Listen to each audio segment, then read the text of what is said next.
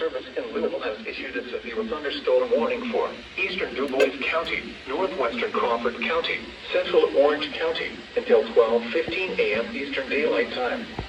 At 11:37 p.m. Eastern Daylight Time, a severe thunderstorm was located 10 miles east of Jasper, moving northeast at 55 miles per hour. Expected hazards include 60 miles per hour with gusts. This is a radar-indicated threat.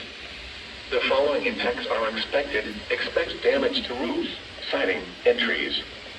Locations impacted include Paoli, Frenchburg, Orangeville, West Baden Springs, Birdseye, Dubois, Hillham, Celestine, Mentor, and Chambersburg. For your protection, move to an interior room on the lowest floor of a building. Repeating, a severe thunderstorm warning has been issued until 12:15 a.m. Eastern Daylight Time Sunday for the following counties in Indiana: Dubois and Orange.